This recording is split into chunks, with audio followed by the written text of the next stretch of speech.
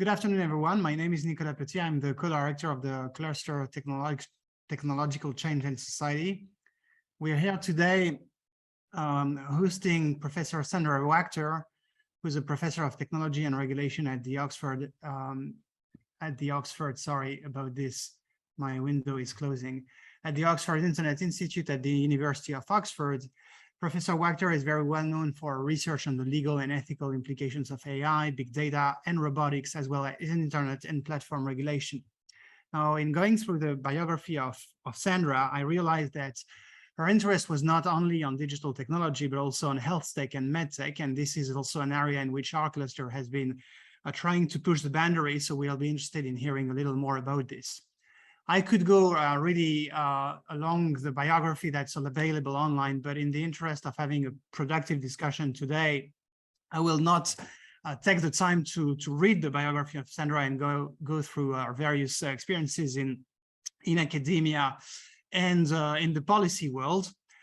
Now, I just want to say that Sandra has accepted to join today to present a paper entitled "The Theory of Artificial Immutability, Protecting Algorithmic Groups Under Anti-Discrimination." The paper is available on SSRN, but it is of note that it will be published in the Tulane Law Review.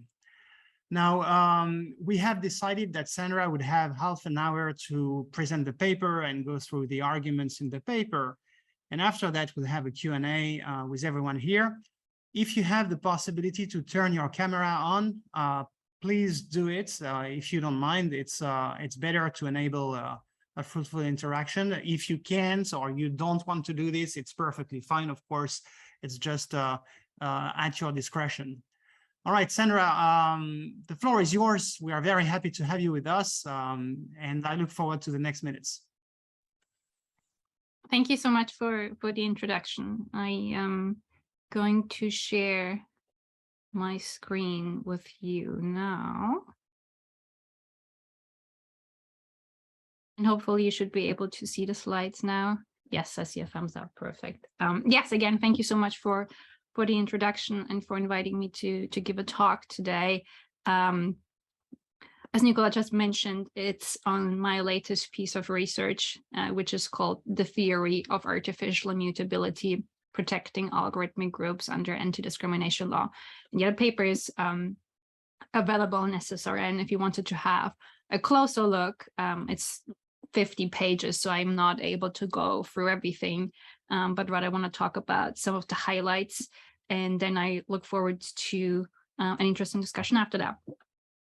Yeah, let's just get started. Yeah, the first thing that I quickly wanted to talk about is that the paper is obviously situated in the question of algorithmic fairness and fairness in AI. And again, probably in this room, I don't have to talk too much about this. It will be very clear why we all need to care about this topic, in my opinion, at least. And the main reason is has to do with how the technology works, right? How do machine learning algorithm works? How does AI work? Well, AI is working to go through a large amounts of historical data. That's the only data that's available. They do this in order to make important decisions ranging from hiring, education, criminal justice, giving out loans, giving out insurance, any sector you can think of.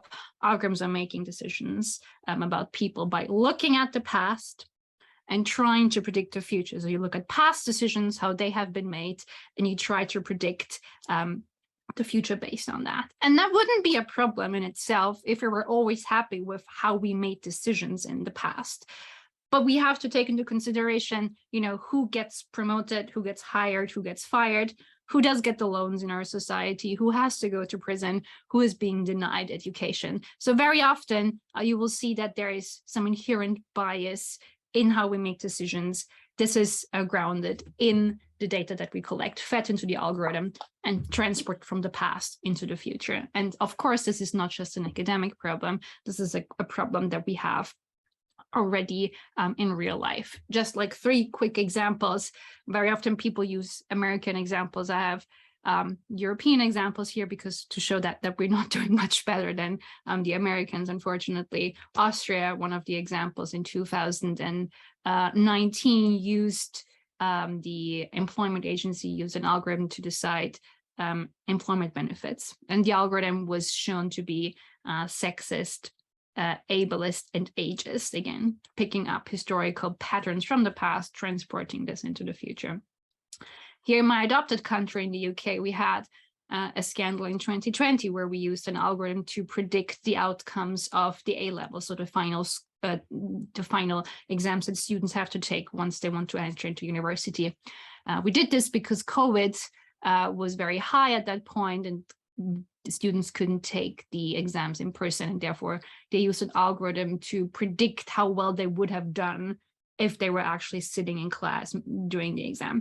And the problem here was that the algorithm started to discriminate against students from lower socioeconomic background, and especially students of color. And the last thing that I have here is automated content moderation that we have everywhere on every platform that we use, where it's clear that those algorithms are discriminating against the LGBTQ community. So again, this is not a surprise in that sense.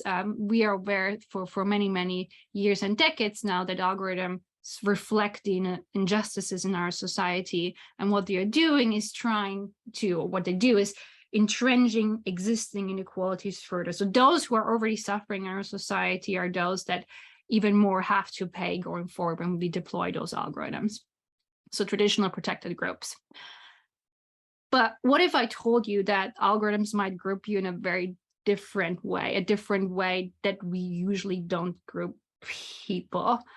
For example, what if I told you that AI is inferring whether or not you're a pet owner, whether you have a dog, and uses this information to give you goods and services online? What if an algorithm groups you or perceives you as a sad teenager and is tailoring content according to that group membership? What if an algorithm infers that you have a gambling problem and is offering certain types of service based on you? What if an algorithm infers that you're a single parent and whether you're poor or whether you're a video gamer, right? And assumes that you're part of that community and is tailoring decision-making onto you? Well, you could say, well, what's the problem? What's the big problem of being perceived as a video gamer?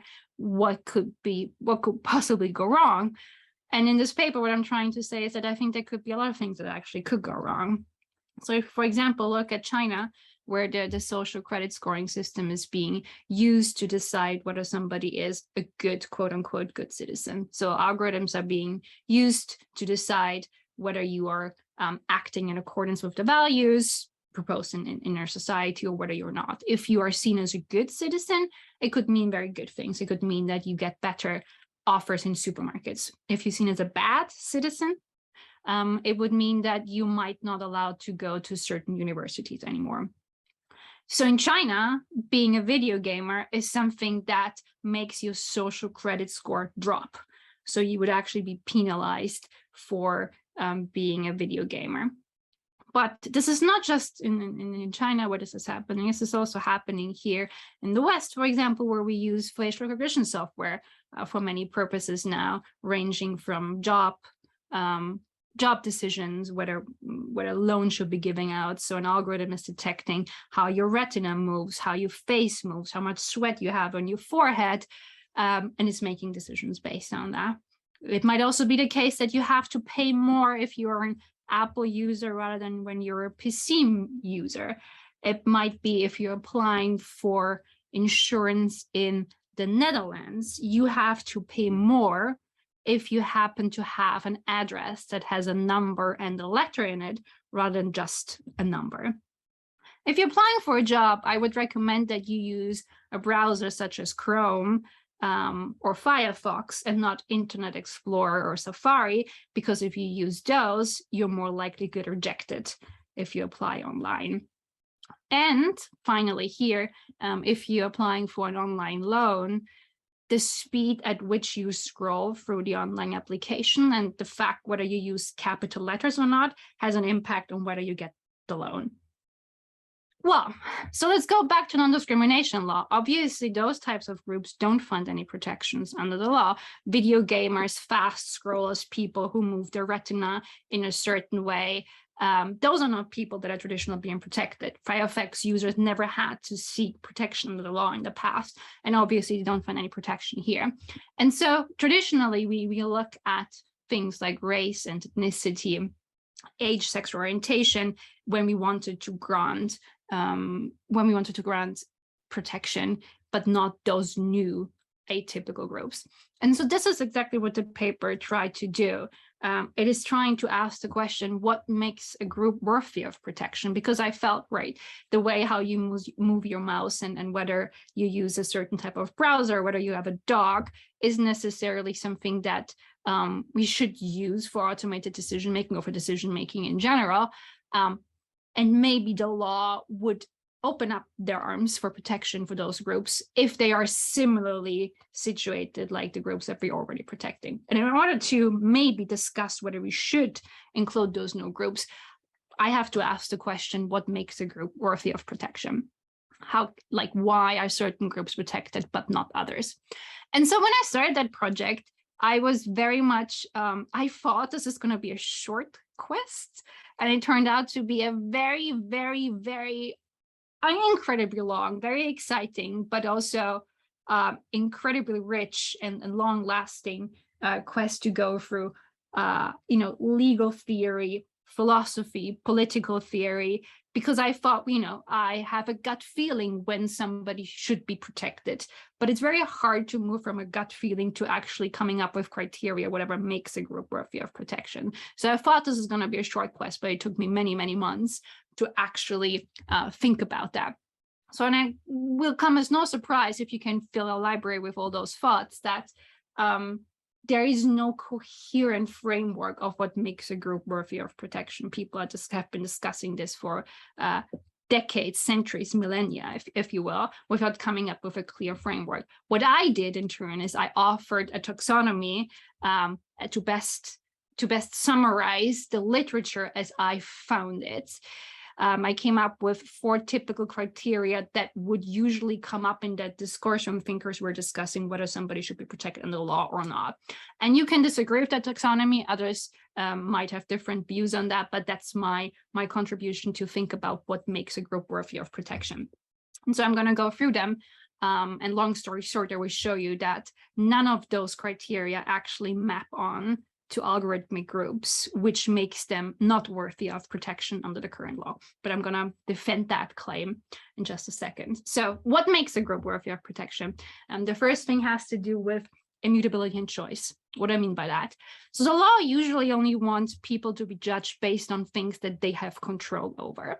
So it would be illegal to make decisions based on immutable characteristics. For example, if we say ethnicity or age are traditional immutable characteristics, it would be illegal to use that to make decisions because you didn't have a hand in acquiring those attributes, nor could you actually change that.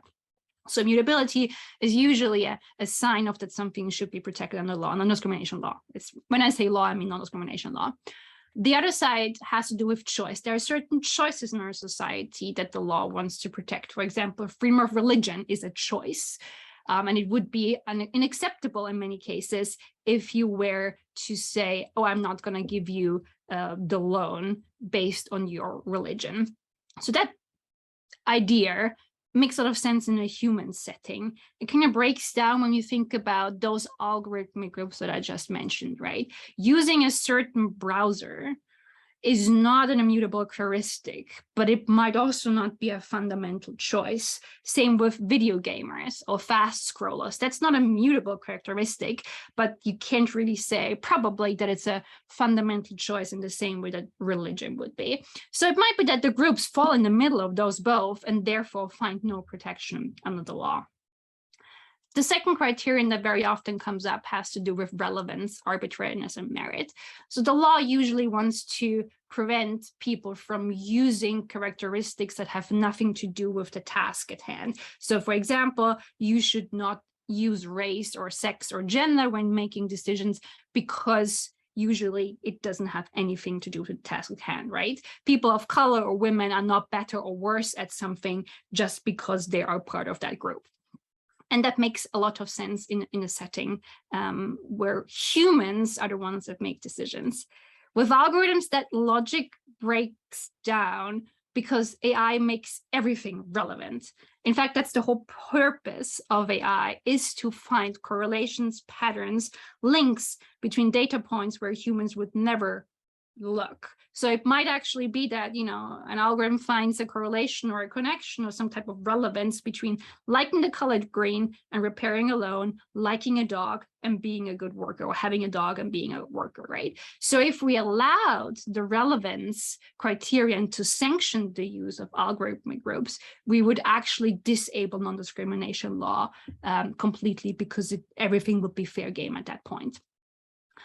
The third thing has to do with historical oppression, stigma, and disadvantage. It will come as no surprise that things like sexual orientation and age are criterion that have often been used and are still used to oppress and stereotype people in our society.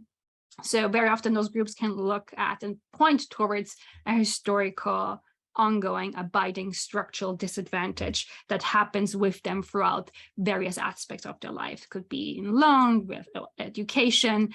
So it's just something that travels with them in a certain way.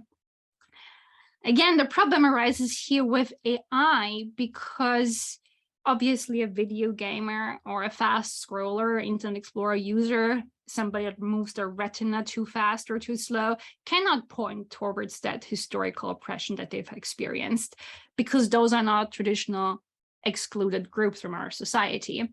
Very often people don't even know that they're part of that group, right? Or society doesn't know that they're part of that group. And I think even if they knew, we could have a discussion of whether or not having a dog, you know, is the same type of stigma that would be attached with somebody that, for example, is a person of color, a person with a disability. So the stigma might be different.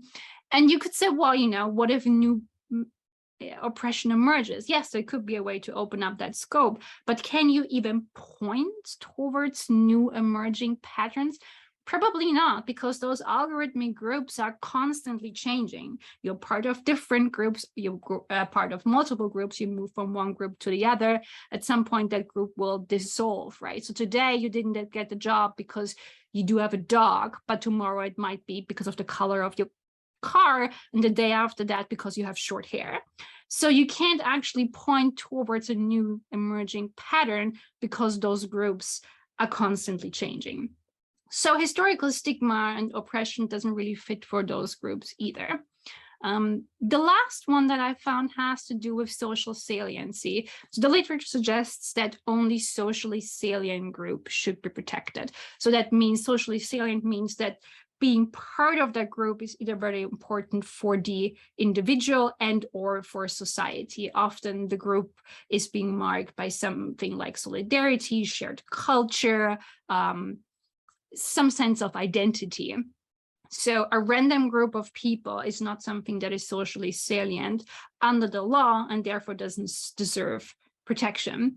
But that's exactly where algorithmic groups come in again, because very often those groups are not socially salient. Think again about the browser user and how you move your mouse, how fast you move your retina. This is not something we have even words for. Sometimes those groups completely defy any human understanding because it's just a couple of electronic signals that don't make sense to humans whatsoever. So I question whether you can even talk about some type of social saliency, talk about having a shared identity or community. And so, you know, the law wouldn't protect those groups because they are not traditionally socially salient. So according to all those four criteria, algorithmic groups do not find any protection under the law. And I thought, okay, that's unfortunate, because I still think that there is something iffy about the whole situation. And so I thought it might make sense to take a step back, to add a further level of abstraction and ask the question, why discrimination is wrong, right? Why is it that we need to be mindful of other groups in our society? Why am I asking this question? Well, if the usage or the mistreatment of certain groups, algorithmic groups, is similarly immoral, like the usage of groups such as ethnicity or gender, then you could make the argument that those groups should be protected as well. Long story short, in my opinion, the usage of algorithmic groups does not invoke the same moral wrong that it would be with ethnicity or gender or ability. Why is that the case? Again, traditionally, when we think the question, what makes discrimination wrong, it has to do with moral superiority. It's about demeaning people. It's about considering them of lower moral worth, stigmatizing them, mistreating them. There's a power difference between those groups, right? And again, this doesn't really fit with those new groups when we think about algorithmic groups, because the coder doesn't necessarily experience an idea of superiority when they look at the data set. They might not even know who is in that data set. For all we know, they don't even care who's in the data set. The only thing that they care about is to optimize a process, right? To make certain processes smoother, make them more time efficient, cost efficient, but it's not really to purposefully hold a different group down and assume that they are of lesser immoral worth, if that makes sense. And very often the power indifference might also not be the case, because again, the groups are constantly changing. You might not be part of that group for a long time. It might be that you suffer in one particular decision. You get slightly higher prices for a product, but the next day the whole thing is rectified again. So it's quite questionable if that same power indifference does actually exist, that it would usually with algorithmic groups. And so again, according to what makes discrimination wrong, I came to the conclusion that algorithmic groups do not invoke the same moral wrong. I was like, okay, I'm going to have a last attempt in figuring out if there's another way to open up that scope to welcome those groups in as well. And that had to do with the aim of non-discrimination law, basically saying, if the law got its way, if we all did what the law wanted, what would society look like? And if algorithmic groups undermine that aim in the same way that using sex or gender would, then there's an argument to actually include those groups in the future. And again, the literature suggests that the aim of non-discrimination law is substantive equality or de facto equality. It's about equal opportunity, eradicating the lingering effects of past discrimination and oppression and domination, trying to combat subordination and stigmatization. And again, this makes a lot of sense when we think about human-human interaction and how we traditionally treated, how people traditionally treat each other when it comes to discrimination. With AI, this again is a bit of a problem because this gap doesn't necessarily exist, right? There is not always one group that is treated better than the other. The groups are constantly changing. The groups are incomprehensible. The groups are very diverse and unintuitive. So there is no such need of trying to fill that power gap, that vacuum that exists between those groups, because it's actually more diverse rather than showing that one group is always winning out over the other. And so groups are not standing in that way because they are not creating the same gap necessarily that the usage of traditional group would. Like, okay, I still think that this is potentially still problematic. And so I started thinking about how non-discrimination law was just written for humans because we wanted to keep humans in check. But algorithms are doing similar things, holding us back in similar ways. So maybe we just have to think about harm differently. And this is where my new theory of artificial mutability comes in. So this is my theory that I developed in that paper. And it's based on the idea that I thought, okay, if you just break it down to the very, very basic things of what the law wants you to do or what the law wishes for you, then it would mean that the law wishes for you to be free and have certain rights, have access to goods and services to be able to achieve your life goals. The law wants you to receive an education, pursue a profession, have access to healthcare, shelter, housing, financial services, all of that, right? And so this is really what the law wants you to do. And in my opinion, AI hindered that, but just in a different way than the law anticipated. The law anticipated that somebody that holds power will have prejudices against a certain group and will use that power to hold certain people back from educational opportunities, from getting loans, from getting access to educations, right? So algorithms don't have that same type of prejudice when it comes to those algorithmic groups, or humans don't have it in that regard. But the harm is still the same. So the harm is the same, but it's just the mode, the perpetrator, and the process of bringing about that harm is different. The harm is being brought about not by thinking that women are of inferior worth and therefore they should be held down. The harm is brought about by using random groups, ephemeral groups, nonsensical groups, right, that act as de facto immutable characteristics. So those groups act as de facto immutable characteristic in the same way that, for example, sex would. They're just differently created. But in the same way that an immutable characteristic can hold you back traditionally, those algorithmic groups hold you back because of their immutability. And so I started to think about a little bit more about what I mean by artificially created immutability. And it's quite similar to, traditional immutable characteristics where you don't have any control over. The difference is just their source is different. So they are not from natural sources like the birth lottery or things like that, but they are created artificially by algorithms. In the paper, I go through a couple of those different types of artificial immutability aspects, and one has to do with opacity, vagueness, instability, invisibility, and the lack of social concept. So the idea is, if I don't know what criteria are being used, if it's completely opaque, I have no control over them. I cannot actually prepare a good loan application. I have no control over any of that part of that process. So de facto, it is immutable to me. Similarly with vagueness, right? I could tell you, for example, that your Facebook friends will have an impact on whether you get the loan or not, but the vagueness of that explanation will not help you to decide who's actually a good friend on Facebook or a bad friend on Facebook. So again, you don't really have control or agency over that whole process. Same with instability. As I said on multiple occasions, those groups are constantly changing and moving from one group to the other. And if there is no stability, how can you actually prepare a good job application? How can you prepare for university in a successful way if the criteria are constantly changing?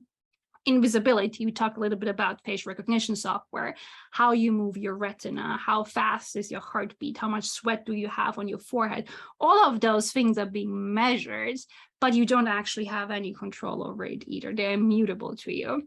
Or a lack of social concept. As I said, sometimes there's not even a human word to describe what's being measured. It's just electronic signals that are being picked up.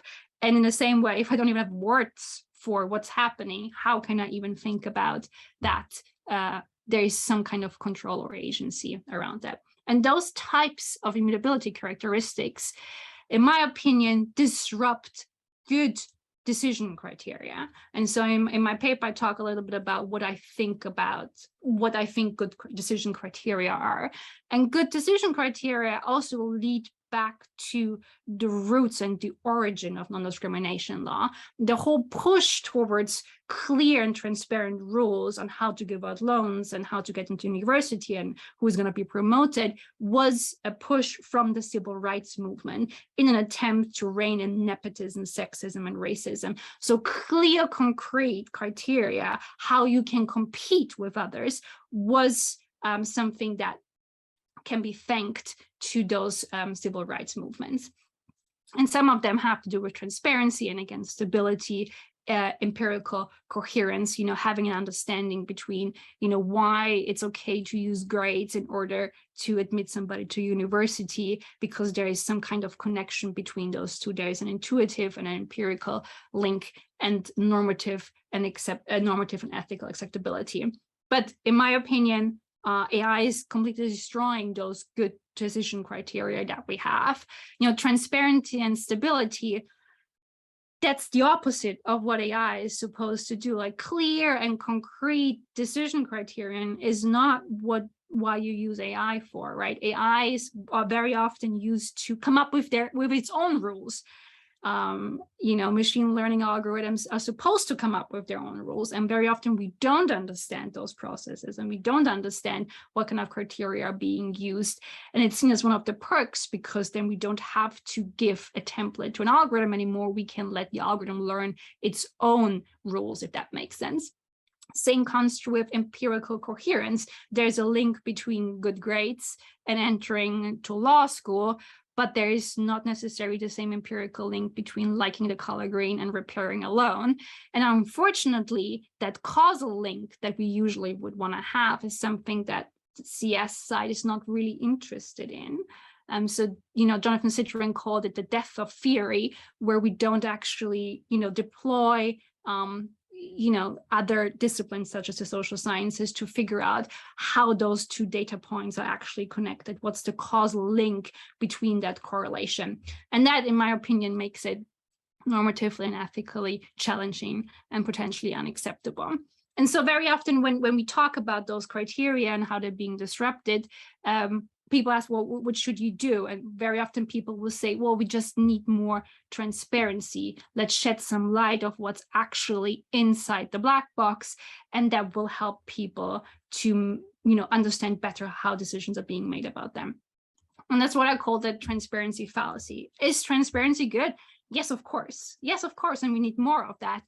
But just more transparency will only partially remedy the problem. Me telling you that I'm using eye tracking software is not going to magically give you the ability of moving your retina at a different speed, right? So yes, transparency is important, but it's not just about transparency, it's about power.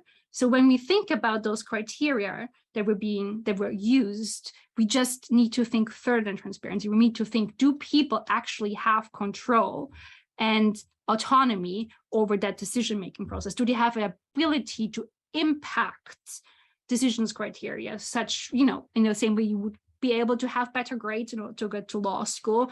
Do you have the same way of controlling how your face is moving or your heart rate? So I think there needs to be much more discussion around whether you have control and autonomy and power over the process or not, rather than just transparency. And that leads me to the final point, which is to say, is all type of artificial immutability problematic? No, of course not. In the same way that not all types of traditional immutability characteristics or their use thereof is problematic, right? The paper is designed to be a diagnostical tool. The paper is designed not to tell you what's right or wrong.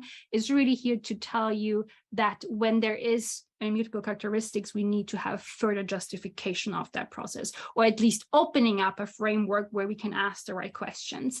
And so traditionally, not all types of immutable characteristics are banned from decision-making. So think age, for example.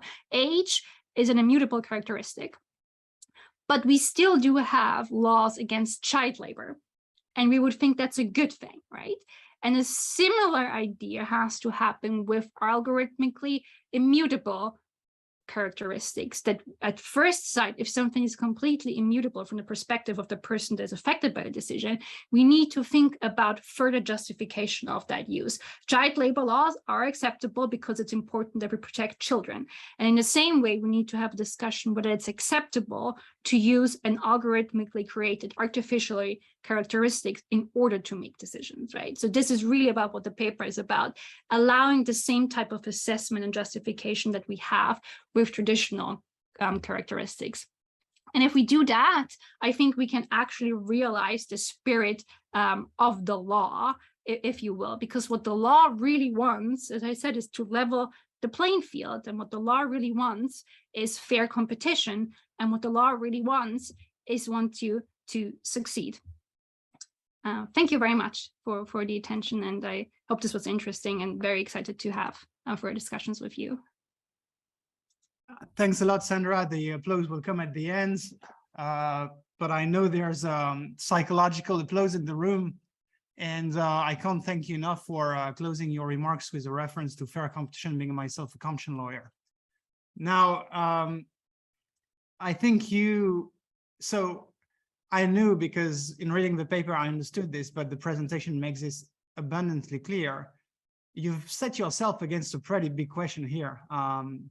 And it's a very hard question, the question you're going after. And that also deserves a lot of praise. It's very important that we researchers in social science, we ask the big questions. So I have some questions, but I would prefer to go to the room first before I ask them.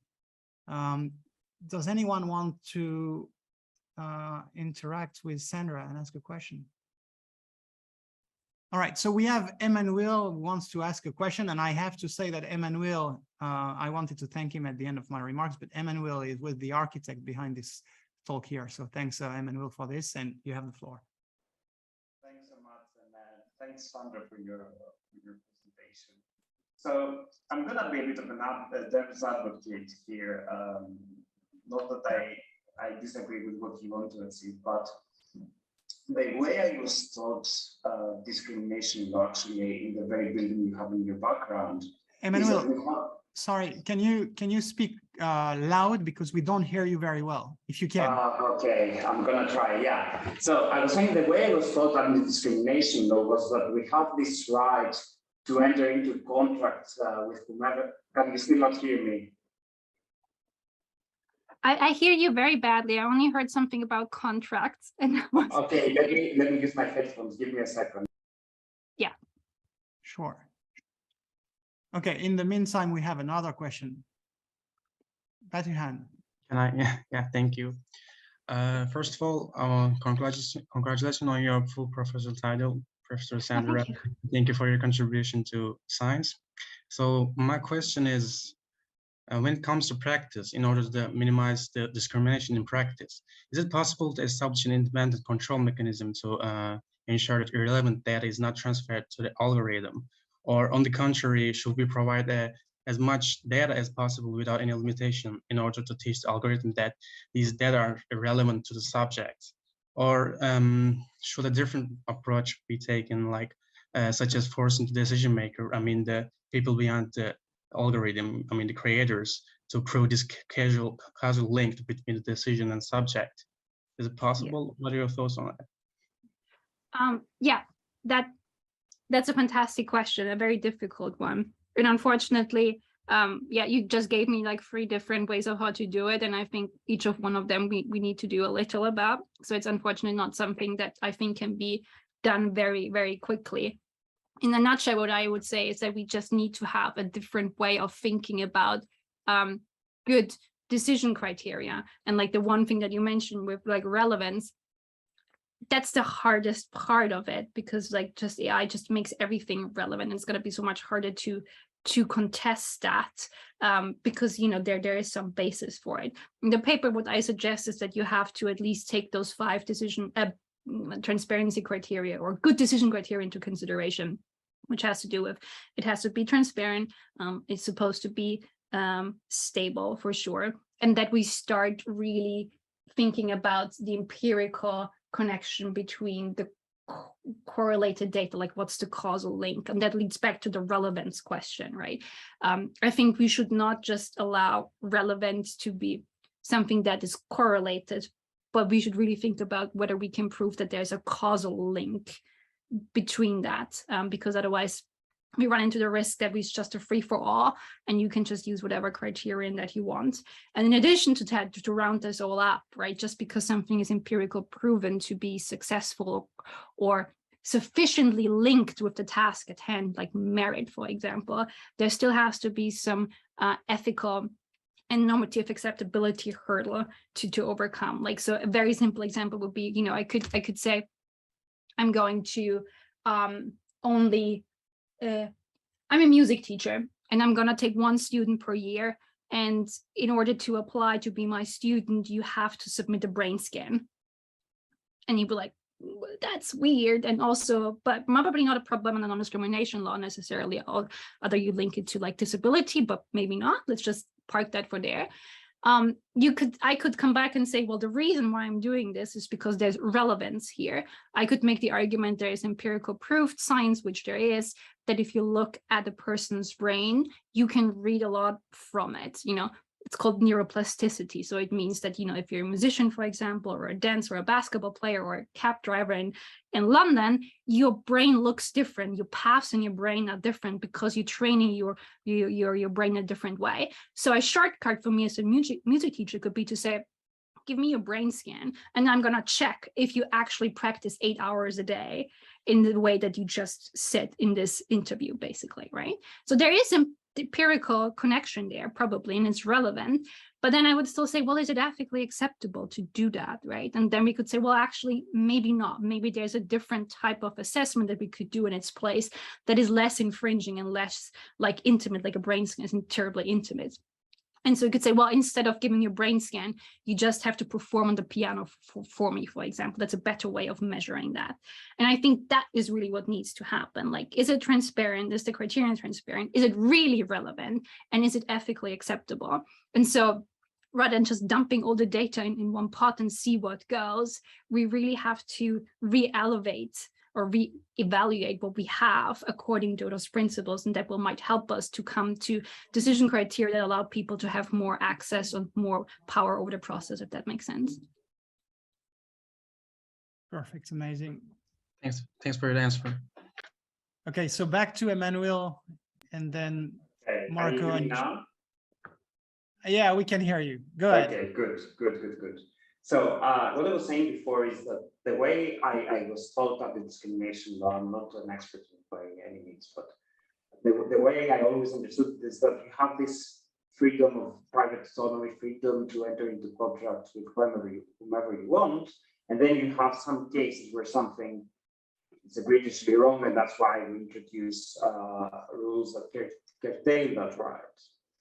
And I mean, you mentioned those goals that are obviously laudable goals, but the law as it stands does not intervene to alleviate all those harms, right? Like potentially if you're born into a poor family, this might keep you from achieving something. We do have social rights and stuff, but it's not that the law intervenes in all those respects to alleviate those harms. So I think maybe the way you use those harms in your theory is perhaps doing a bit more heavy lifting than it actually can under a law as it stands, because I think in traditional anti-discrimination law, we have those harms, but we had something that we found egregiously wrong from a moral point of view to intervene. So I'm not sure that the harms provide a sufficient normative basis. And just to drive the point home, and I'm closing, I think if you look at how we behave offline in terms of discrimination, we have the right to choose who we enter into contract with, for example, in very arbitrary ways.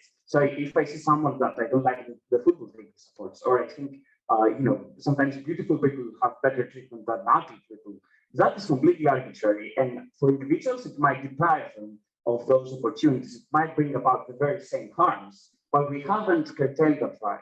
So maybe what you are trying to do would necessarily require a complete re-examination of how we allow people to make arbitrary decisions, but that would have much more far-reaching consequences if I am understanding it right. But a very interesting paper, and thank you very much for presenting. Yes, so I think when I started the piece, I thought about that too, like, to what extent is it acceptable to limit the private autonomy and freedom of contract in order to hire whoever you want, right? And so I look at this in this paper as well, where where I think it's helpful, first of all, to divide between public and then the private sector. Let's park public, because the public sector wouldn't be allowed to do that anyway, because they have a duty to be fair.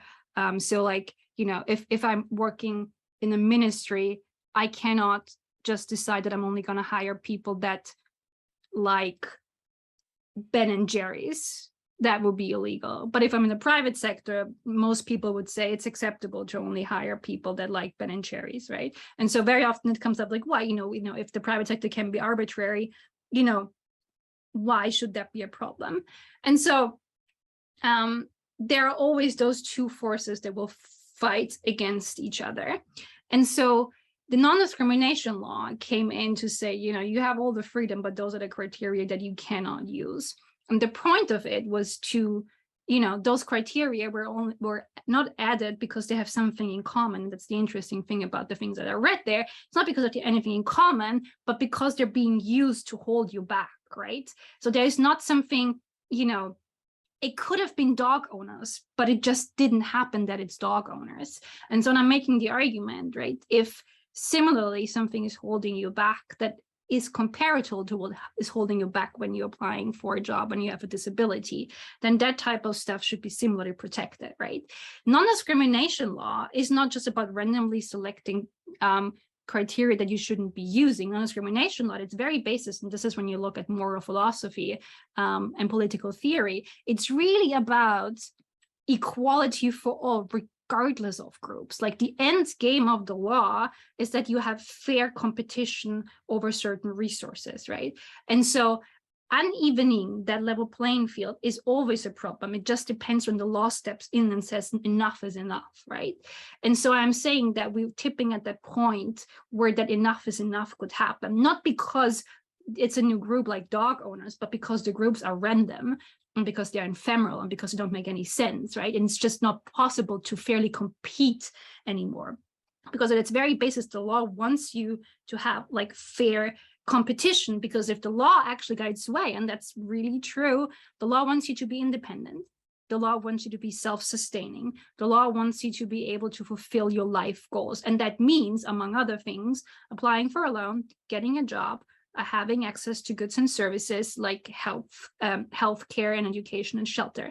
So those high risk areas, if you will, those are things where people accepting that completely random decision making is at least morally problematic.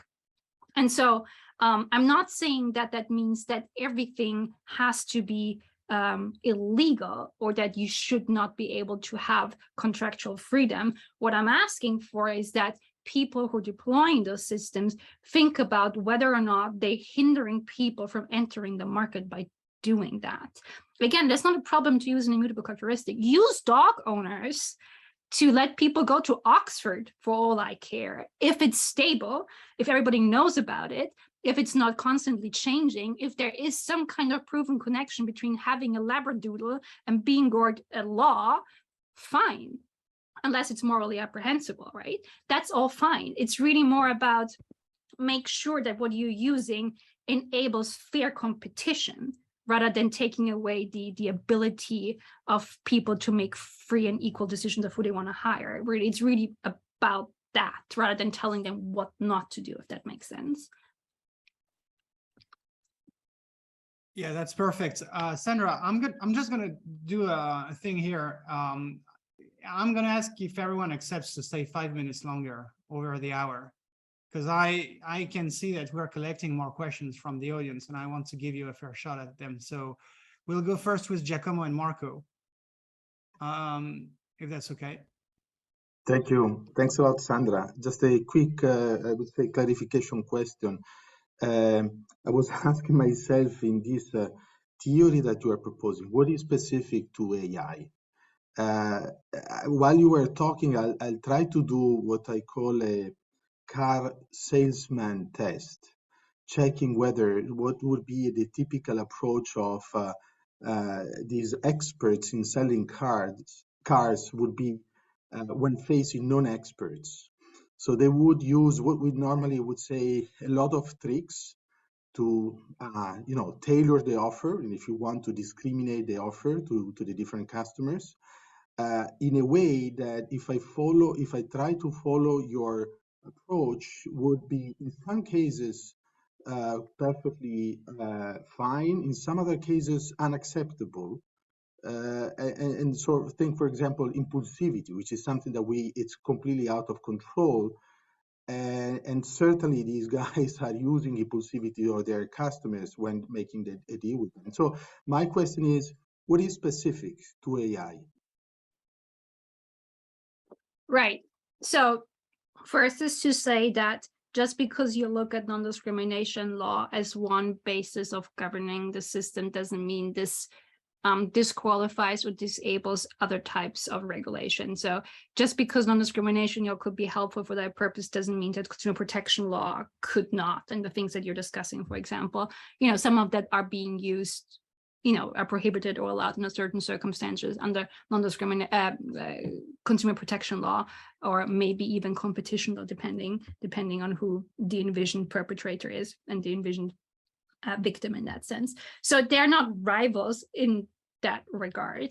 I think this the novelty, or like the AI specific thing, has to do with the fact that the decision criterion are ephemeral, appear completely random, have no human sense and no representative in human language, and are often very nonsensical.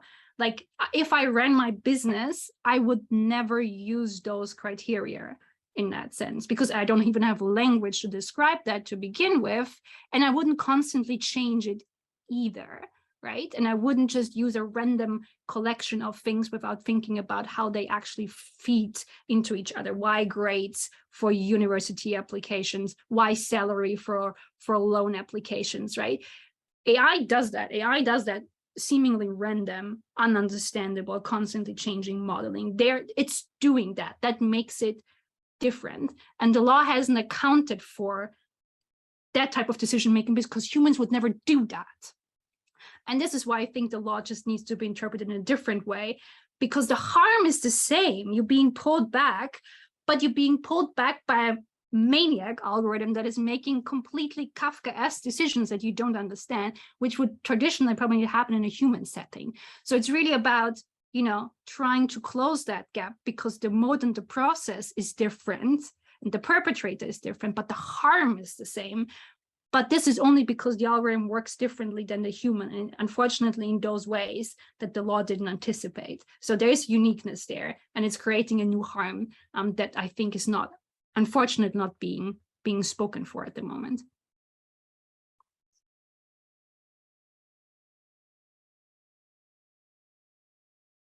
I think you're on mute, so. Yeah, sorry, I was saying perfect. I was asking Marco to chime in. Okay. Thank you, Professor Wachter. It was a fascinating presentation, so many interesting follow-ups, but for the sake of briefness, I will follow up briefly on your point at the very end about the diagnosis, how this framework helps us diagnose these various issues. And I want to follow up, because on your response to Emmanuel, you had mentioned a lot about how decisions can be arbitrary, they can random, but there are circumstances in which we actually want decisions to be random. There has been this kind of revival of sortition methods and so on. Do you think that this framework could help us understand the situations in which decisions, instead of we trying to diagnose randomness, help us to find when decisions are not as random as we'd like them to?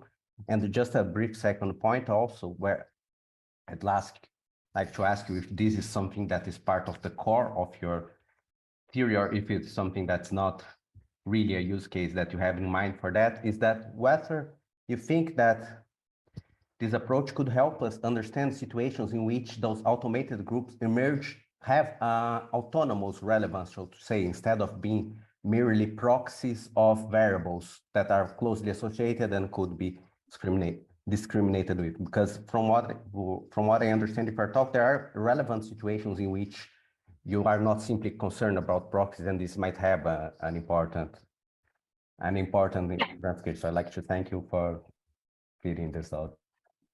Yes, thank you. Absolutely right. So if you answer your question from a purely legal standpoint, some people would say that according to non-discrimination law, we're not talking about other laws, but just non-discrimination law, random decision-making is acceptable because you're not using a protected group to make decisions, right? So there are people in that area that would say, I don't care, as long as you're not using ethnicity, it's fine, or not gender or ability. And there are others that say, well, actually, no, because it is actually linked to merit, and they link it back to Aristotle, for example, who said, you know, if you have two people who want to play the flute and there's only one flute, the person that has the most talent should get that flute, and you should not give it to a random person. You should give it to the person that most deserves it, right? And again, where you land on that spectrum really depends on where you are as the political theorist or the legal theorist or the philosopher. When you think about what's the spirit of the law, is the spirit of the law just to say, don't use any of those characteristics that are prohibited because that's what I want, period. Everything else is fair game, saying, yes, random is fine.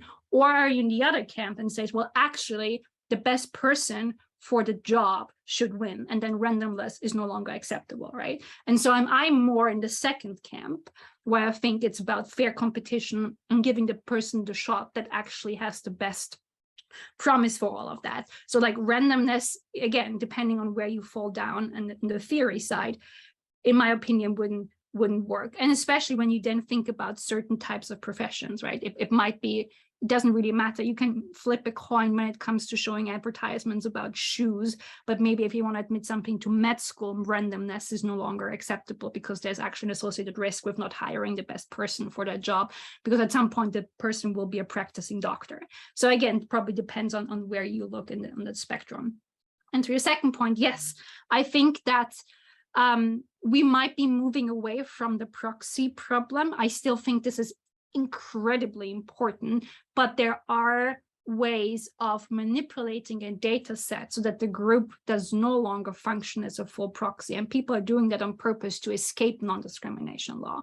So because in non-discrimination law, you would say you only have a problem if your disadvantaged group is being made up a majority, let's say, of Black people, then you have a problem. So you could just, you know, throw a couple of extra people in that group to make it more diverse and pass under non-discrimination law. So there's an incentive to actually dilute the group in a way to show that you're not being discriminated against. That's the one thing. And the second one has to do that it's really, really hard to prove causality to begin with, right? And so, you know, it's very clear to have a connection between, you know, banning headscarves from the workplace and discrimination based on religion, but not allowing dog owners to enter university. How does that correlate with protected attributes, right? It might not be possible to prove a connection. There might not even be a connection, right? So because there is no focus on causality and because there's incentive to dilute the groups, I think we kind of come up with groups that might not be proxies for any protected group whatsoever. This is the whole point why I thought I need to think about this more, because it might not be the only worry that we have to think about when it comes to bias. Okay, amazing. We are 2 minutes before 4. I'll give the floor to Daniel and Marta in a row. Daniel. Okay, thank you, Nicolas. Thank you very much, Sandra, for your very interesting talk. My name is Daniel. I am professor for democracy, artificial intelligence and democracy in Florence. My question is about the theoretical assumptions of the very idea of fighting discrimination. Can we solve the problems of fairness if we don't agree as democratic society on the very idea of fairness? There are those in democratic pluralistic societies, there are those who defend abstract equality, and those who argue in favor of an equality that could be achieved through certain positive discriminations. Those who give preponderance to equality of origin or equality of results.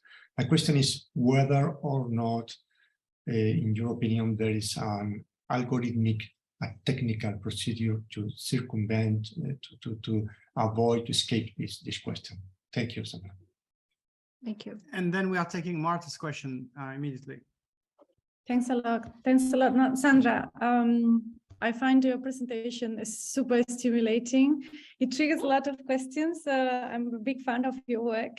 So I just have like one question concerning the issue that you were mentioning about like giving the power back to the individuals who are subject to automated decisions and how that can be operationalized through the theory of harm. But that triggered my question as to how that interact. I know in your case, because you've made a comparison between the US and the EU, etc.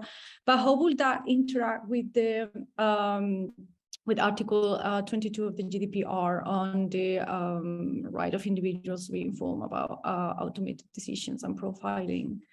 Because this, I'm not going to like make this into a comment, but just like thinking, I work mostly on telecommunications law, or that's my background at least, and their e-privacy kind of have been proven to be a bit like not sufficient when it comes to the cookie settings. So if we consider somehow like the way in which users give consent to cookies, and this is something that was discussed also a lot when the GDPR was created, and this is something that is giving a lot of is giving rise to a lot of problems in the discussions about the e-privacy regulations.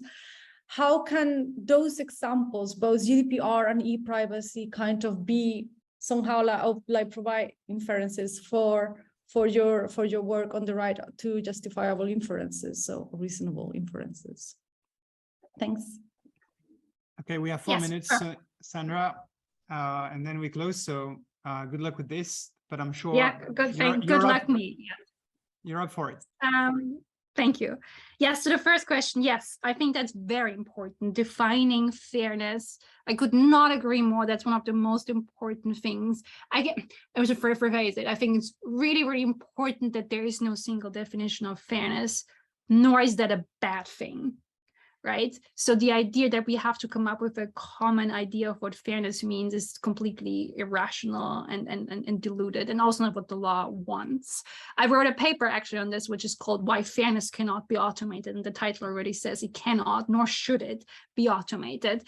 The things that I'm talking about, if we really think about like what I say here in this theory piece, I think this is a discussion you can have globally, because like this doesn't really only refer to European legislation. Like in a paper, I looked at Canada, I looked a bit at India, I looked a bit at the US as well, because it was about like theory and like just what thinkers think about that. When we think about operationalizing it and like trickling down to the frameworks, and trying to automate or operationalize what the law actually says, we need to be very aware that those competing fairness notions will come into clash. And so what the US thinks of fairness, what's written in the law, is completely different to what Europe thinks is fair and acceptable under the law, right? Europe is really about substantive equality is really about trying to level the playing field. It's trying to take an active role to make the wrongs of the past good again, right? Taking an active role. Whereas the US, for example, is more like, no, my idea of equality is I'm just not gonna do anything. It's negative freedom. It's about I'm not gonna look at people's different experiences. I'm not gonna take gender or ethnicity or sexual orientation into consideration. I'm just gonna pretend everybody has the same experience and pretend gender doesn't exist. I'm gonna pretend that ethnicity doesn't exist. And whoever wins in that job interview wins fairly because everybody had the same conditions, right? That's a very different way of thinking about fairness. And so when you actually operationalize this or build an algorithm or test for certain things, those assumptions have to be very, very clear. And so again, I wrote a different paper on that where I showed that the majority of the tools that are being developed are actually illegal in Europe because they operationalize a US assumption of fairness and equity that doesn't bode well with what Europe actually wants. But because we just talk about, as you say, the word fairness without actually figuring out what we mean by that, we are in this conundrum now, right? And so it just happens that the majority of the fairness tests actually are not acceptable in Europe. So yes, I could not agree more. We really, really have to think about what we mean by fairness, especially when we're implementing it into into the real world at some point. And now to the privacy question. Yes, so I think that for me, data protection and non-discrimination are distinct, but they're definitely sisters, or like, let's say they have become sisters. They might always have been sisters, but let's just say I puts them in the same room for some reason. So I think whenever we think about, you know, algorithmic systems, we really need to think about both the privacy implications as well as the non-discrimination aspect there. I wanted to write more in that paper of how it relates to right to reasonable inferences, but I felt it would have distracted from the discussion. I think I'm going to have another piece where I really bring this in, because I also had the need to link it better. But what I'm going to write has to do similarly with that fact, right? So for me, as then the reasonableness has to do with what is acceptable to learn from people, from a data set. Is what you're learning relevant? And again, we talk about relevance, what that actually means. And now I'm proposing what I mean, what relevance is acceptable, or how we should define relevance.